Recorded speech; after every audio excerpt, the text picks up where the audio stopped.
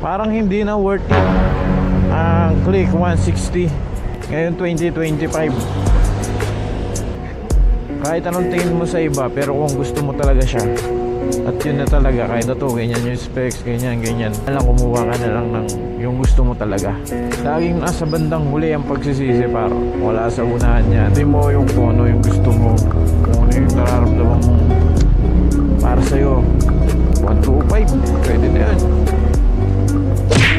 Yo par, ito na naman tayo sa ating vlog.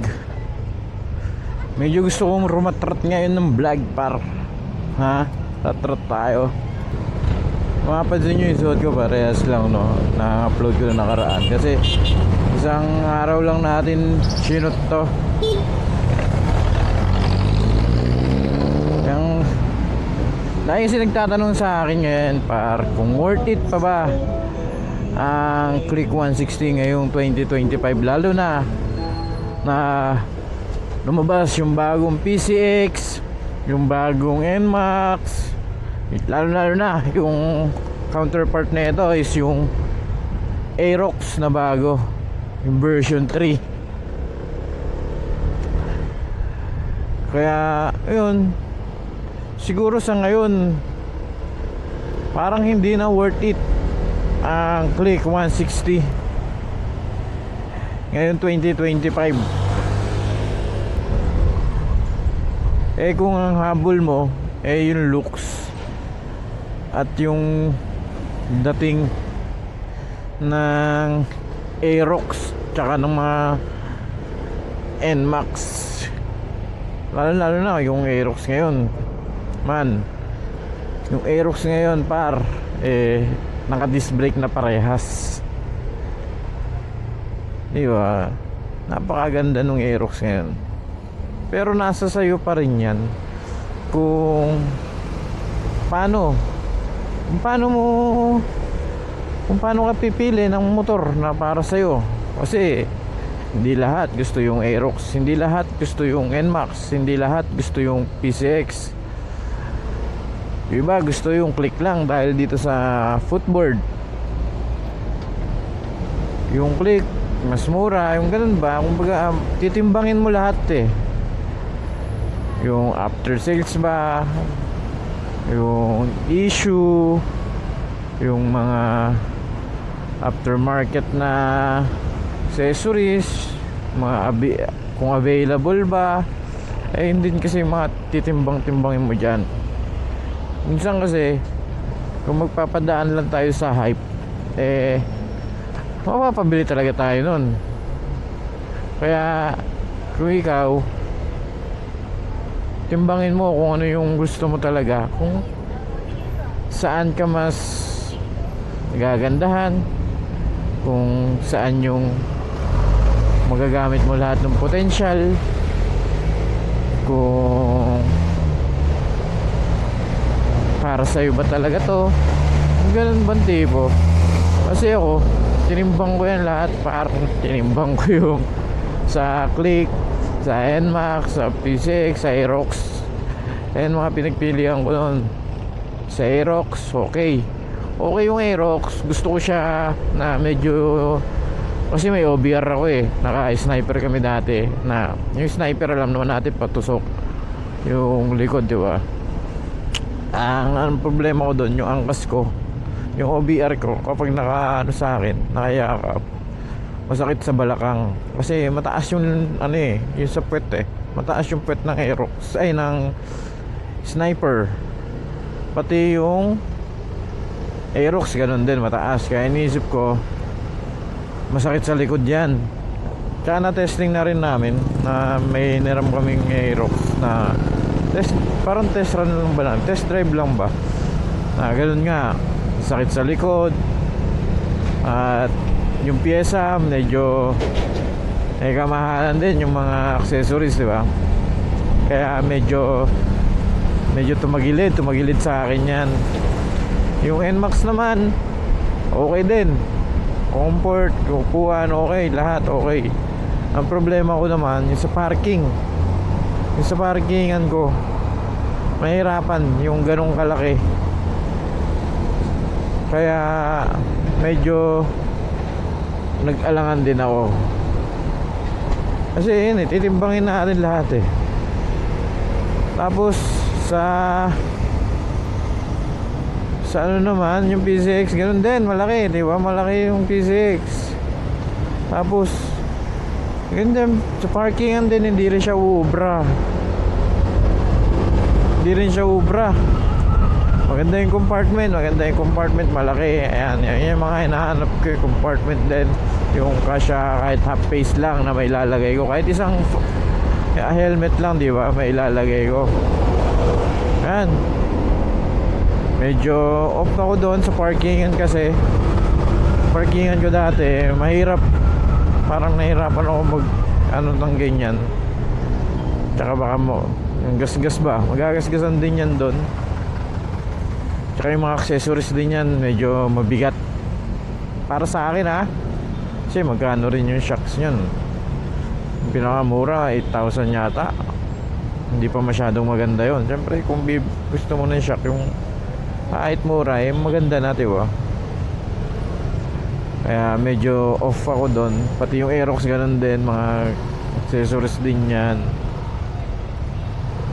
Maganda naman sa Aerox kasi madaming accessories yan. Maganda maganda sa Aerox, madaming accessories sa market. Madaming pwede kang pang upgrade, madaming pwedeng i-upgrade dyan na madali lang mahanap sa market. Kahit saan meron ka makikita. Kahit yung NMAX, kahit saan meron ka makikita. PCX meron din.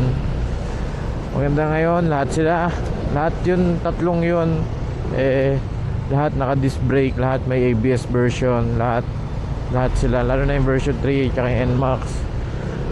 Meron silang turbo, yung version ng turbo. Yun, yeah. Doon na tayo, medyo tagilid na sila sa akin doon. Yung price, sa Aerox pantay sila nito, halos parehas lang, hindi naman nagkakalayo. Medyo okay.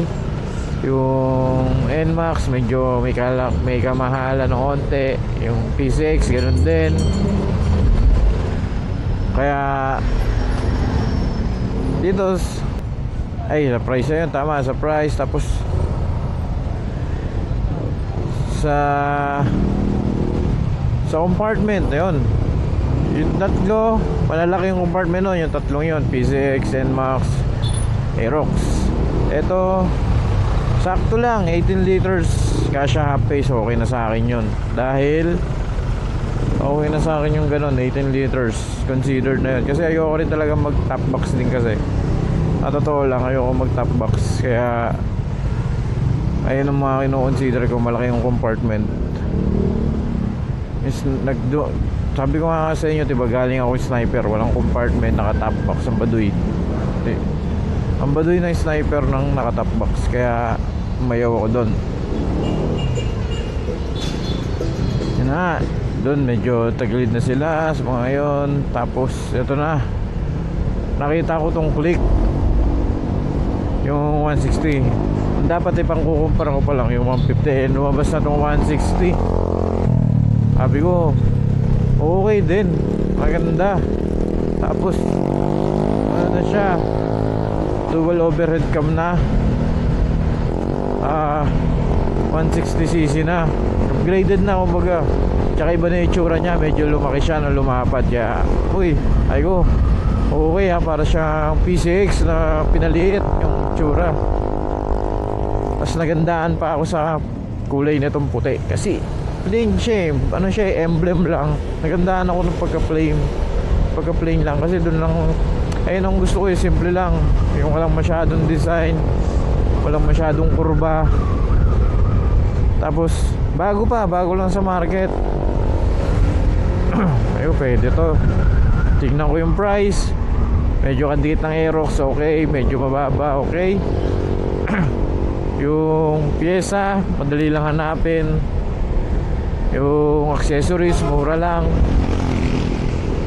Tapos yung compartment malaki rin, 18 liters nga, di ba? Sabi ko kanina, kasya face helmet. Okay, tapos okay na sa akin yun, 18 liters. Dahil nga ito may gulay board. Habol ko rin kasi to, yung gulay board na to. Yung footboard na malaki, ganyan. Okay din sa akin. Naging points na yon. Tapos CBS. Okay din naka CBS, diba? CBS to, para ka na rin naka ABS nun. Pag naka CBS, may more ano rin siya, safety rin ba?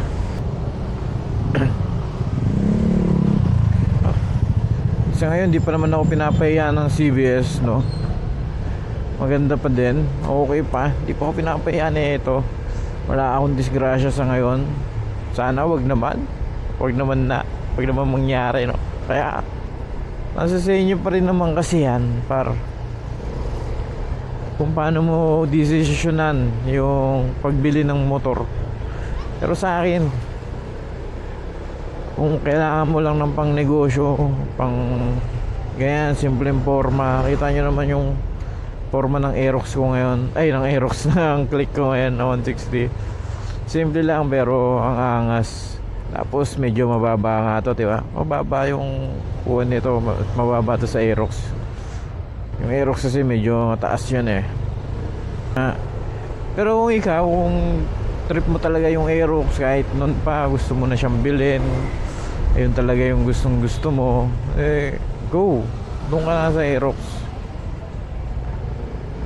Kung yan talaga. Kaya minsan kahit anong tingin mo sa iba, pero kung gusto mo talaga siya, at yun na talaga, kahit tumingin ka pa ng iba, kahit sinong magsabing ibang tao sa'yo na eto kunin mo, maganda to, ganyan yung specs, ganyan, eh doon ka na lang, kumuha ka na lang ng yung gusto mo talaga, para di ka rin magsisi. Kasi mahirap magsisi, par. Halos laging nasa bandang huli ang pagsisisi, par. Wala sa unahan yan, laging nasa huli. Kaya kung ako sa'yo, ayun na lang, kunin mo yung kung ano yung gusto mo, kung ano yung nararamdaman mong para sa'yo, para sa mo siya gagamitin, saan mo siya kailangan, di ba? Kasi eto yung Click, parang hindi ko siya pinang race eh. Kumbaga saktong takbo lang, hindi ganun ka hindi ako nagmamatulin. Kaya nga naka-indo ko kasi chill ride lang tayo eh, diba? Ayoko kasi yung yung ganun rat lagi, ayoko na nung ganun. Tapos na tayo doon sa laging rat doon lang tayo sa chill lang, yung ma-enjoy na lang natin yung paligid. Pero bandang huli naman, nasa sa'yo pa rin talaga. Paano mo pipiliin? Basta makarating ka sa point A to point B. Kung ganun lang naman yung gusto mo, yung makarating lang ng point A to point B, siguro mag 125, pwede na yun. Okay na yun, yung 125. Pero kung medyo gusto mo ng comfort na medyo may tulin, may arangkada, may mga ganun, doon ka, pili ka na lang doon sa Aerox, NMAX o kaya PCX. Kung gusto mo ng pinaka-comfort talaga, PCX o kaya NMAX.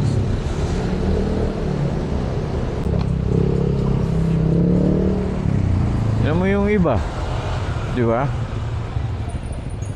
Kahit yung Giorno na medyo pricey sa 125, yung Faccio, di ba? Yung Click na 125, gusto nila yung motor kahit 125cc lang yun, nang kinukuha nila, di ba? Meron nga ako kakilala naka NMAX dati, binenta niya yung NMAX para lang sa Giorno dahil nagustuhan niya parang na-in-love siya dun sa Giorno. Kaya yun, binenta niya yung Giorno niya, yung NMAX niya, nagpalit siya ng Giorno. Wala, na-in-love siya dun sa itsura ng Giorno. Kahit naman ako, gusto ko yung itsura ng Giorno, kahit 125cc lang yun. Kung hindi ka naman mag-racing, di ba? Lalo na, laki pa nung footboard nun. Yung space. Kaya okay na okay. Kaya yun par, ayun lang yung masasabi ko kung worth it pa ba ang Click 160. Worth it to kung para sa'yo talaga. Ayun na lang par, worth it ang Click 160. Kung gagamitin mo pang negosyo, ang ganun ba, kung marami ka laging bitbitin, kung gusto mo ng forma na medyo mura, madali lang pormahan, yun, worth it sa ito. Kahit yung 125 par, worth it sa yun. Eh lang masasabi ko dun. Kaya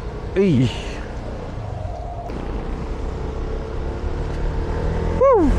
Siguro mga par, dito na natin tatapusin yung vlog. Maraming salamat sa inyo. Babush! Woo!